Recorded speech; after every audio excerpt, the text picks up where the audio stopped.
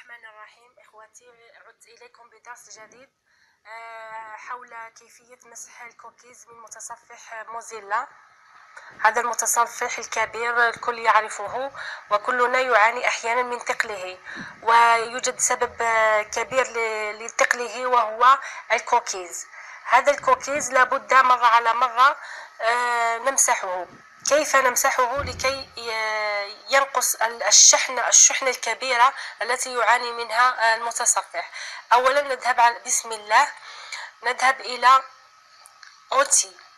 هنا هذه هي الكلمة أوتي، نضغط عليها، ثم نذهب إلى أوبسيون، نضغط عليها فتأتينا هذه الواجهة وهي الإعدادات للمتصفح. نجد هنا الكلمات، نختار كلمة في بريفي ومصورة بصورة القناع، نضغط عليها هنا، نبحث على كلمة هيستوريك. هذه الكلمة نجد فيها فوفولي بو اتر. يوجد كلمتين أو شرحين: effacer votre historique récent ou supprimer des coquilles spécifiques. أنا أحتاج هذه الكلمة، مسح الكوكيز. وبالمناسبة هذه الكلمة أيضا مهمة، effacer votre historique récent، نضغط عليها نجد la dernière heure، يعني آخر ساعة استعملت هذا المتصفح.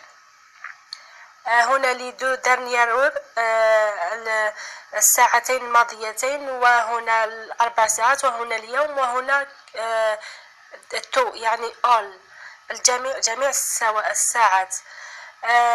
نختار الساعة التي دخلنا فيها الآن في المتصفح ونمسحها، أو كما قلت نمسح الجميع الكل، ونعمل إفاسي هنا، إفاسي مانتونو أو delete all، ونعمل أوكي.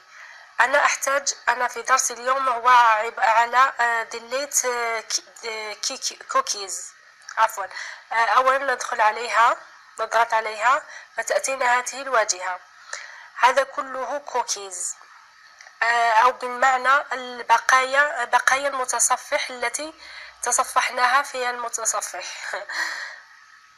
نعم، هذه كلها بقايا غير ضرورية ومهلكة للجهاز، وهي مثقلة له. مرة على مرة نمسحه ولكي يخف لنا هذا المتصفح.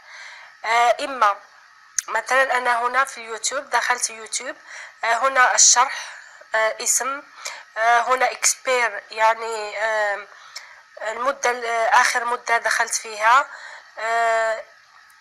توجد هنا آخر مدة دخلت فيها هي أكتوبر لهذا الموقع.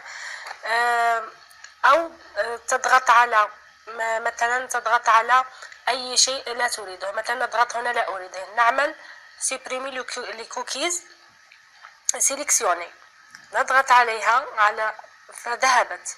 وإن أردنا مسح الكوكيز كله، هذا كله لا نريده، نضغط على تو سيبريمي أو delete all، نضغط عليها فيذهب، يمسح، ثم نضغط فارمي أو إغلاق، وانتهينا.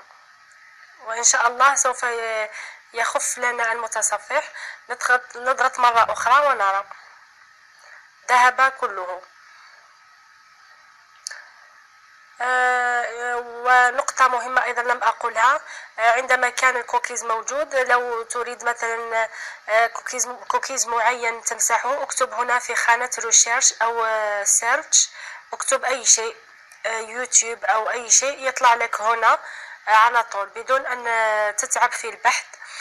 وإن شاء الله يكون الدرس كافي ووافي لكم، وأتمنى أن يعجبكم وجربوه إخواتي. ولا تنسوا الضغط على سبسكرايب للفيديو وللقناة شروق FX، وعمل لايك لكي يصل إلى الأغلبية من الناس.